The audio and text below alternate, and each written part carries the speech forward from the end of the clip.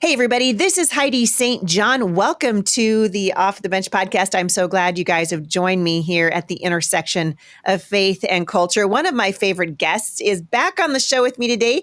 Dr. Mark Sherwood is live in the studio, and he's going to be coming in today and answering listener questions. It's going to be a lot of fun. Stick around. I think you're going to be encouraged.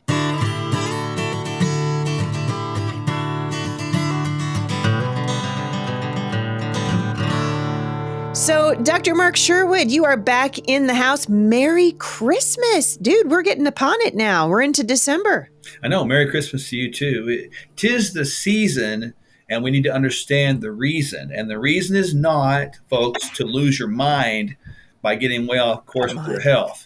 God gave us health. He gave us his life so that we could live in abundant health. So let's keep that in mind through the season. I want to encourage everyone with that. Yeah, it's so important. And honestly, I've talked to so many people who are just stressed out by Christmas because you take a normally busy life and then you add, all these things to it. You add the extra money of buying gifts. You add the pressure of, 7,000 Christmas cookies and making sure you say hi to your neighbors and maybe you're writing a Christmas letter and all the things on top of your normal life. People are stressed. Yeah, I've got a tip and a remedy for that. So I hope everybody gets their pen out and writes this down. All right, I'm writing it down. Take the Christmas cheer and spread it throughout the year. Don't cram it into a month. Christmas cheer for the year. That'll be our new motto. Christmas cheer for the year. That's right. I love it. I love it. All right, you ready to jump into listener questions with me? Yes, ma'am. All right, let's hit it up with Samantha in Oregon.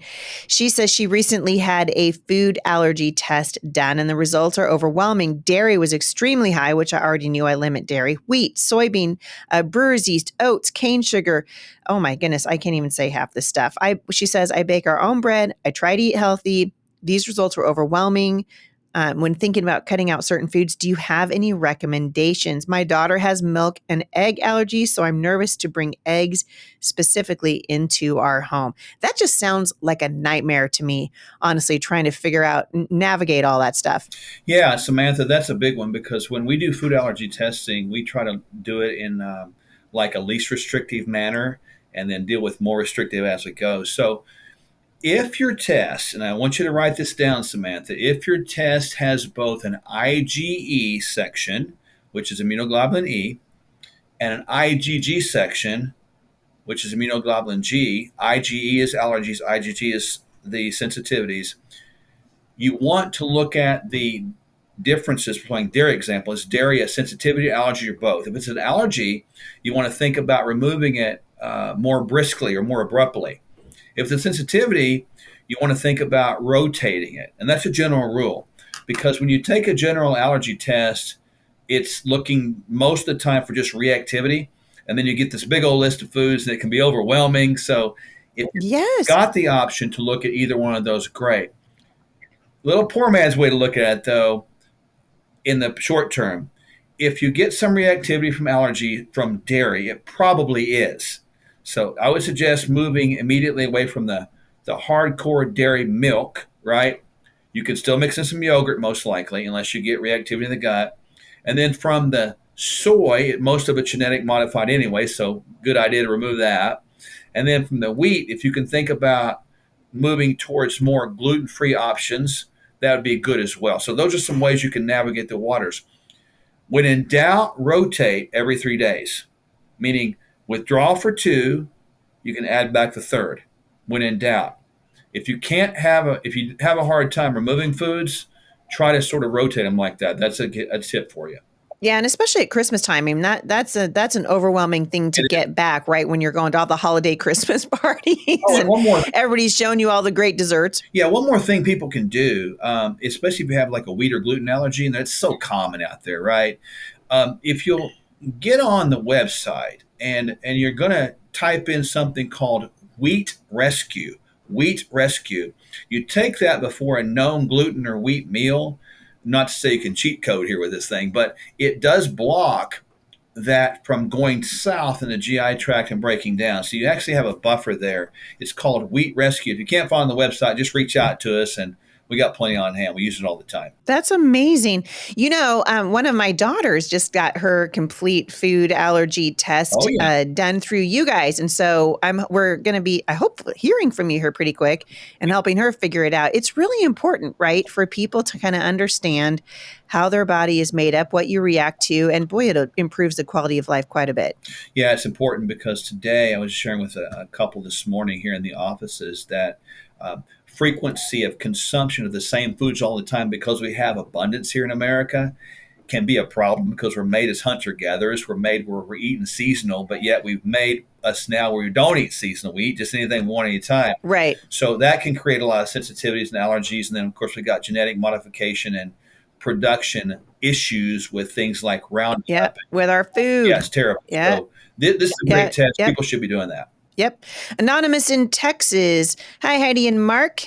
Hello, Anonymous. Love your podcast and encouragement. I'm a homeschool mom of 6. My oldest child is expecting her first baby, making us first-time grandparents. We are excited, but I have concerns and questions about any shots or vaccines doctors recommended pregnant women receive. What is the medical community recommending regarding this, and what ones are actually helpful and necessary for my daughter to get?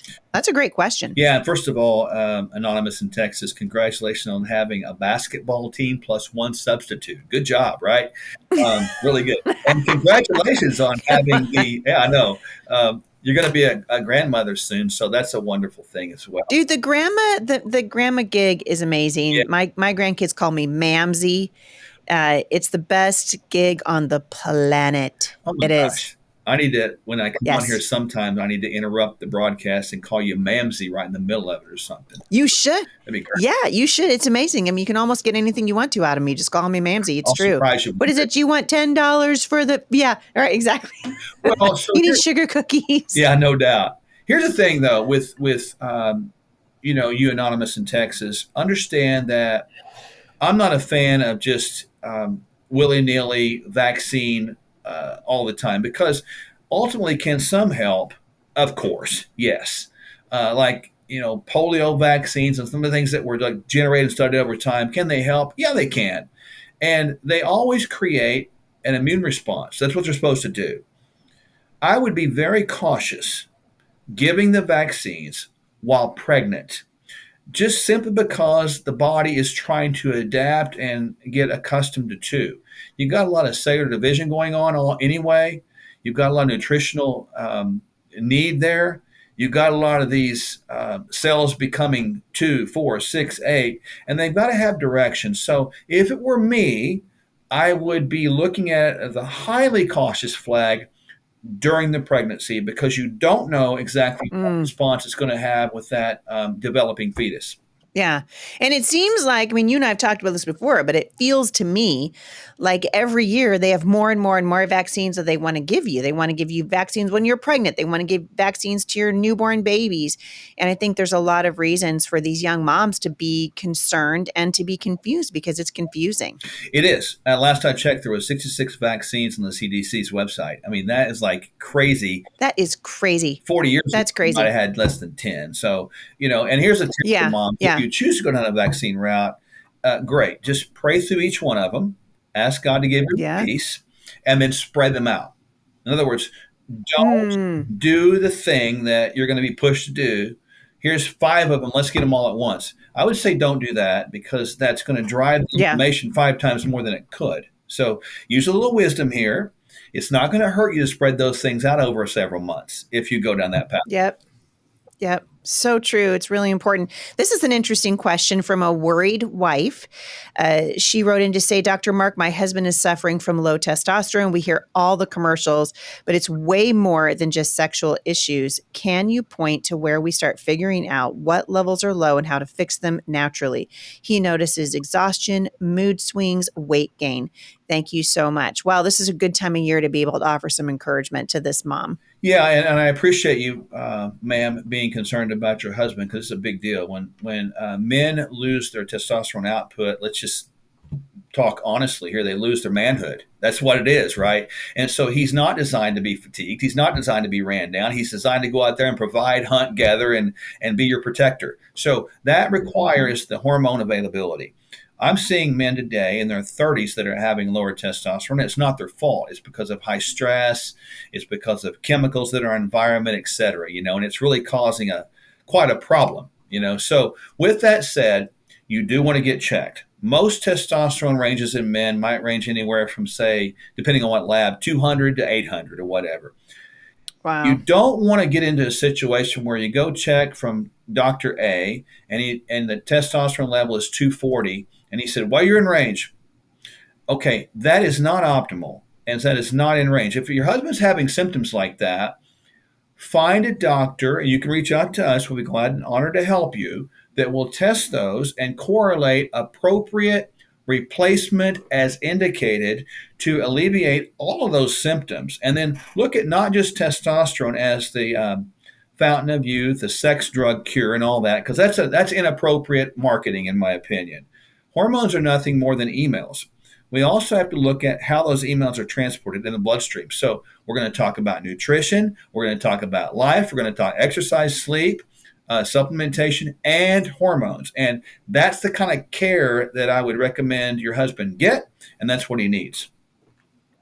Yeah, and I want to remind listeners that your office is available and they can reach out to you by going to sherwood.tv/Heidi. We really appreciate it when people use that link because it lets Dr. Sherwood know where you guys found out about him, and it also is a blessing to me. So be sure and use that link. But I have gone now. We've talked about this before on the show. I've been seeing Dr. Mark and his team there helping me with some issues. Like I just said, our daughter is having an allergy panel done.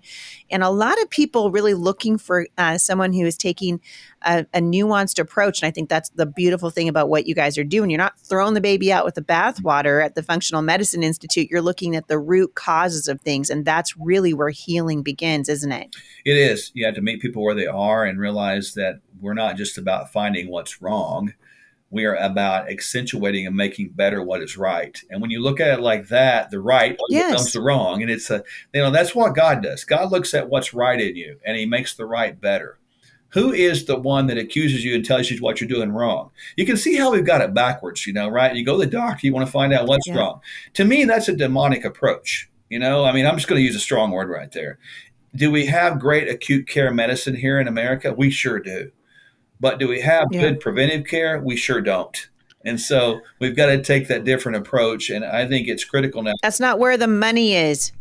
Bingo. Yes, ma'am. Correct. Yeah. I mean, it's that I really do feel like that's a huge part of what's wrong with our medical community. Christina wrote in to say she loves the podcast. So encouraging. She was diagnosed with MTHFR. We've talked about this a little bit more on the show, but it's becoming, we're hearing about this more and more, where her body does not break down folic acid. It's very common and can cause depression and a host of other issues. Could you ask Dr. Sherwood his opinion on L-methylfolate? I don't know. You're going to understand what she's talking about. She says she takes 15 milligrams and an active B12 and any other supplements that I need. I think many people are suffering with this mutation and don't know it. Yep. And I wonder if discussing the gene mutation could help people. Well, everybody, first of all, has the gene. It's called methylene tetrahydrofolate reductase. And there are two typical positions that are measured genetically. About 60% of the population has some slow function in one of those enzymes. And that doesn't mean it doesn't function. It just means it slow functions. And so its whole job is to really transfer folate and a methyl group to make a biochemical reaction occur in our cells that actually produce neurotransmitters such as serotonin and dopamine. That would be kind of important for depression. That would be important, yeah, especially coming into winter. Come on. And it helps with production of creatine to hold muscle tissue. And guess what? It also helps with giving direction to repair cells. There's a bunch of other functions, but that's it in a nutshell, kind of Cliff Notes version. When you look at helping out the system of that, you want to get a complete genetic test, not just MTHFR. There are other enzymes around there that you test, because sometimes people can take L-methylfolate, which is the proper form of folate. Folic acid is the improper form. If you have an MTHFR that's slow, folic acid is not what you want. And that is fortified in foods, just FYI. So you want to take an L-methylated folate, which helps it work. Dosage range on that can be up to and around at least 400 to maybe 800 micrograms. Not unusual at all. Okay. But I recommend everybody listening to consider getting a genetic test, maybe with us, because we look at SNPs that are all around there. SNPs are single nucleotide polymorphisms, by the way, but that gives us other bigger picture of what's going on so that we can avert any sort of depressive issues, because there's other things that are involved as well. Wow. I wonder, I'm hearing more and more about this particular Yeah. gene mutation. And I think, sometimes there's a lot of things that are out there on the internet. And so, we sort of go through cycles. Same thing with ADHD. You and I talked about Yeah. this a couple of weeks ago, where it's just, it's what people are talking about. And I love that you bring some sort of common sense to this and help people to sort of come down out of their tree, so to speak, and realize, hey, there's actually help available for this and you can get it. We had a listener up north in the great country of Canada, also known as Communist Canada, unfortunately, under the rule of the dictator Justin Trudeau. But I love Canada. I don't know if I told you this, Mark, but Jay and I honeymooned up there. Oh, wow. Mamsie We did. We and honeymooned Jay. Mamsie and Jay. Love yeah. it. Yeah, that's right. Mamsie and Jay up in That was before British your Columbia. It's Mamsie. beautiful up there. That's right. Long before. Right? long time ago. She has a question for you. It's winter time, right? And it's going to get real cold in Canada here pretty quick. And she says, what can I do to heal my 4-month baby from eczema? It keeps spreading over his entire body. He's only being nursed. And she has cut out wheat and dairy. She's moisturized him with natural salves. And she wants to know, could it be food or maybe it's the weather? Now that it's winter, she says now he's figured out how to scratch it. And she wants to know what you think. Boy, eczema. Yeah. That's what drove my daughter to you to come and get an allergy test. It probably is food as one angle, as sort of an upstream cause. Now, what you can do as far as a topical thing, you can go topical silver, or you can go topical coconut oil. Both of those would be a little bit of a remedy there to help you from the symptom standpoint. But it's probably food. If you can get a lab test done, like a dietary antigen test up in Canada, you should. And if you ever go south of the border, stay. No, I'm just kidding. But if you ever go south of the border, we can actually. It's hard, dude. It is hard to get out of Yeah. Canada. Yeah. I was just talking to somebody yesterday. She's trying to get her mom and brothers out of Canada, and it is very hard. Justin's hanging on, man. He is. He's hanging on to more people because he's got less he is. control, right? That's right. But if you can, Boy, that guy. and out of Canada, even across the border town, we can get that lab done for you there. But I would look at the following things as far as culprits. I would look at wheat, dairy, soy, corn. Wheat, dairy, soy, corn. Those are the typical ones. And in the dairy area, I'm also including eggs in that too. So that'd be kind of the things I would look at avoiding. Pay attention to your little one. Thank you for nursing, by the way. And realize that when the eczema goes away, don't just give those things up for like one day. I would say at least 2 weeks and see if you can see a difference. I am wondering, Mark, when you talk to, I'm imagining in the wintertime, you see more people with eczema, right? As the air gets drier and it gets colder. Is that what you notice? Oh, yeah. We see eczema and psoriasis, those things, because look, dry air, wintertime, less moistening on the skin. And so I always talk about, moistening the skin with things that help you. When it's like an overt thing on the outside, I will use like the silver.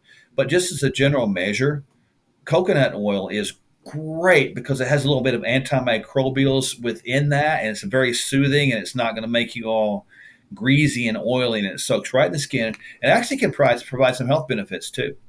Dude, we could do we don't have time right now. We could do an entire podcast on coconut oil and the benefits of coconut oil. All right, last question for today is from an anonymous listener in Canada. And she says, hi, Heidi, I'm pregnant and I cannot get a good night's rest. I'm 8 weeks pregnant, have not slept through one solid night since I found out I was pregnant. Wake up in the middle of the night and I stay wide awake between 2 and 4 hours each night. This sounds like anxiety to me.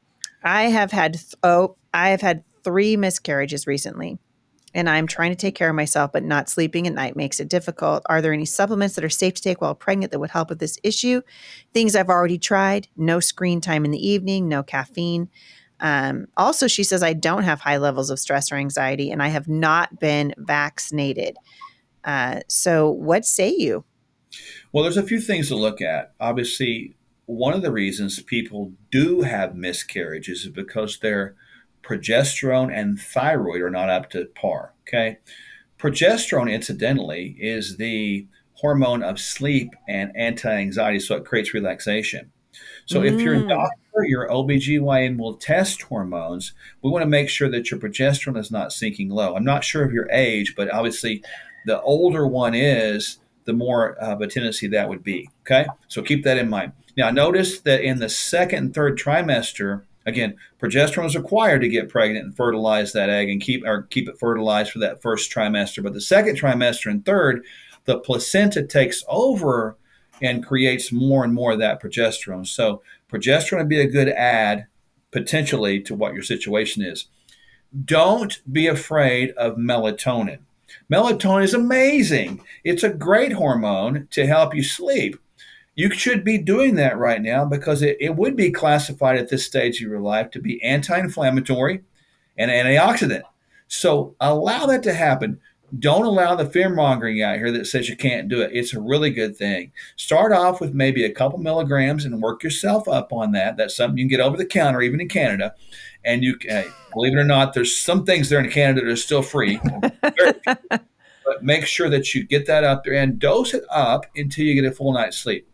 Mom, you need to rest. That helps Yes, come baby on.